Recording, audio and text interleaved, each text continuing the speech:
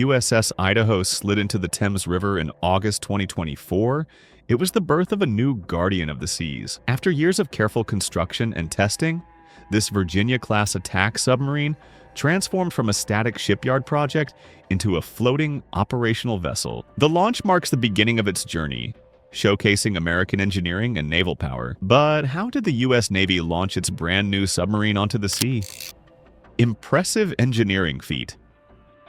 The USS Idaho embodies decades of planning and state-of-the-art shipbuilding when she shipped into the Thames River on August 5, 2024. Built by General Dynamics Electric Boat in Groton, Connecticut, Idaho is the 26th vessel in the Advanced Virginia class of attack submarines. Her float-off marked the moment she left her construction cradle to begin the final phase of her journey toward deployment. From the very first weld to that first contact with water, every inch of Idaho reflects human dedication and engineering precision. Construction started in 2017, and step by step, workers assembled compartments, systems, and the hull until it became a powerful undersea vessel. On March 16, 2024, the submarine was christened. In a nod to tradition, a sponsor broke a bottle containing water gathered from Idaho's lakes across the hull, officially naming the boat before she touched water. In a moment when Idaho first touched the water, decades of engineering, craftsmanship, and teamwork became visible. Let's explore how the U.S. Navy launches a submarine onto the sea, using its brand new submarine USS Idaho as a case study. Construction and outfitting. The story of USS Idaho begins not with water, but with steel. Construction kicked off under a modular build system shared between General Dynamics Electric Boat and Newport News Shipbuilding. Instead of building one long submarine hull in place, they build individual sections or modules like the bow, stern, control room, and engine compartments, all in different shipyards. Once the separate pieces are ready, they are barged or transported to EB's main yard in Groton, Connecticut for final assembly. The formal beginning of Idaho's construction was marked on August 24, 2020, with a keel-laying ceremony at Quonset Point, Rhode Island. That ceremony is a naval tradition that symbolizes the submarine's backbone being truly and fairly laid.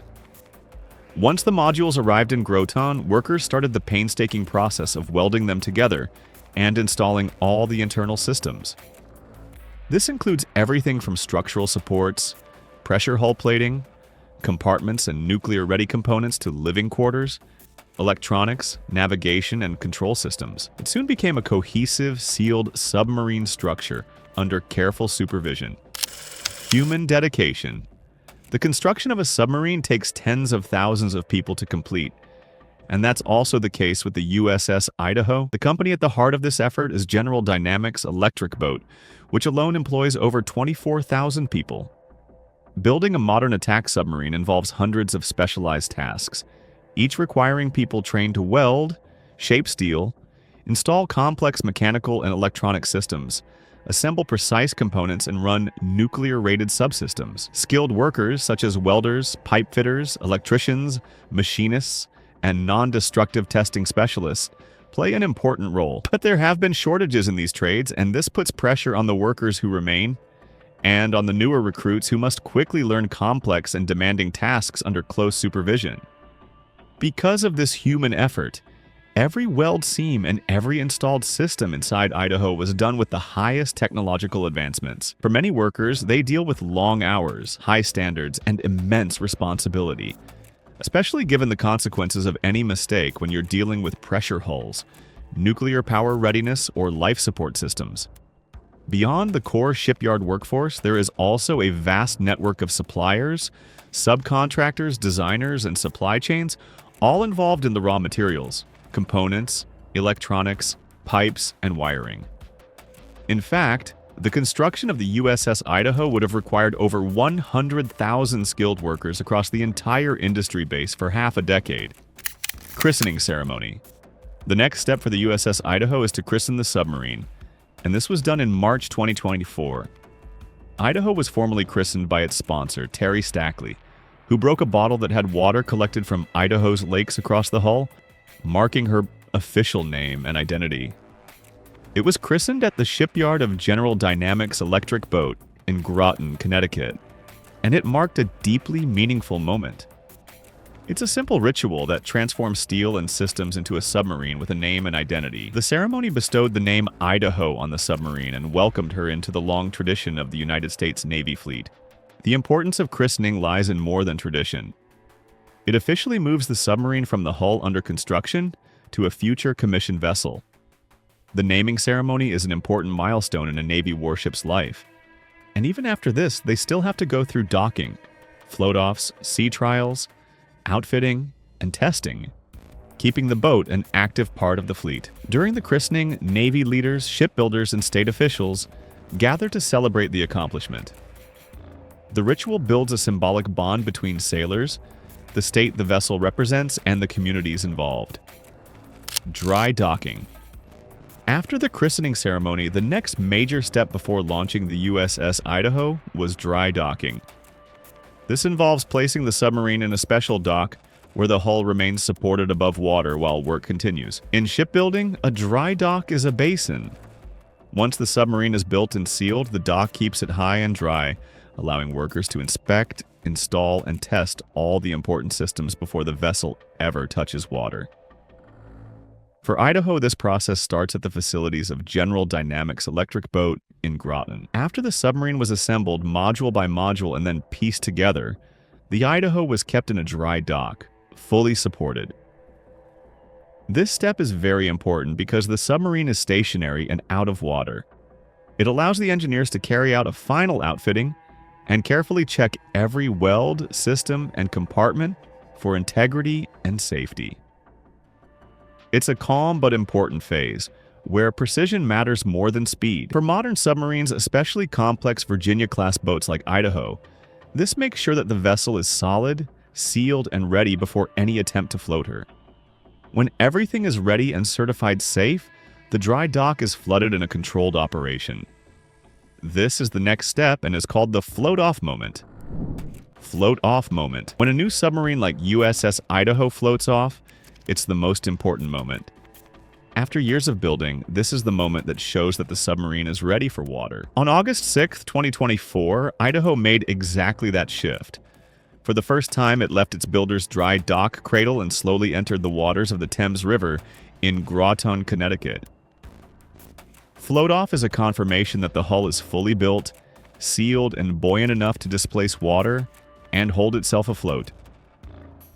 For the Idaho, this meant that after all the steel modules were welded, systems installed, and hull integrity verified, she was ready to physically become a vessel instead of a construction project. The event involves careful coordination. The workers will guide the submarine out of the dry dock and gently lower it until water supports its weight. Once afloat, the Idaho can be moved, moored, and prepared for the next phases. Everyone watches, like the shipbuilders, naval officers, and supporters, as the Idaho touches water for the first time. But then, it's time for the final outfitting, testing, and certification before Idaho is officially ready for its mission. Final outfitting, testing, and certification. Once USS Idaho floated free from the shipyard and touched water for the first time, she entered a critical phase often called final outfitting, testing, and certification. This is the period when the submarine, now afloat, is carefully prepared, checked, and tested to make sure she really works as intended before being handed over to the Navy. During the final outfitting, workers complete all the installations that couldn't be finished while the sub was on dry dock. This includes finishing the interior spaces, living quarters, control rooms, plumbing, ventilation, electrical wiring, and safety systems. They also install, activate, and verify all mechanical, navigation, and mission-critical systems. Even though the hull is sealed and afloat, there's still a good amount of careful assembly, fine-tuning, and calibration to do. Once the outfitting is done, the submarine proceeds to testing. For a new submarine like Idaho, this means first conducting docking trials or dockside tests to check basic hull integrity, pressure resilience, electrical and mechanical systems, and safety features. U.S. submarines must always meet strict safety standards, especially under a program like SubSafe. Every weld, hatch, seal, and safety system is reviewed to ensure watertight integrity and flood recovery capability. After that, the Idaho will head out on sea trials. sometimes called a shakedown cruise. These trials test the submarine in real-world conditions like submersion, dive depth, propulsion, navigation, sensors, communications, safety protocols, and any mission-related systems. The goal is to make sure everything works reliably when the submarine is operating underwater. This phase also includes habitability. In this step, the crew moves aboard, sets up living quarters, runs the galley, does operational drills, and becomes familiar with daily life on board. For USS Idaho, this process is already underway. The float-off in August 2024 began her journey toward becoming an active warship. The submarine recently completed its first sea trials phase called Alpha Sea Trials, showing that she has already begun testing key systems, signaling progress toward full certification. Successful completion of these steps will lead the Navy to formally accept the submarine, and a private delivery ceremony would lead to the final step, which is commissioning. Commissioning is the final step that officially brings a submarine into active service. For years, the vessel is built, tested, outfitted, and trialed, but until commissioning, she remains in a pre-commissioning status, sometimes called a pre-commissioning unit. When the commissioning ceremony happens, the Navy formally accepts the submarine as part of its fleet. At that moment, the submarine becomes a full-fledged warship, with a crew ready to operate and maintain her. The traditional ritual includes hoisting the commissioning pennant and ensign, reading the orders appointing the commanding officer, and the crew ceremonially manning the ship, bringing the submarine to life. After commissioning, the submarine isn't a project or test platform, but a living command, entrusted with the responsibilities and privileges of active duty.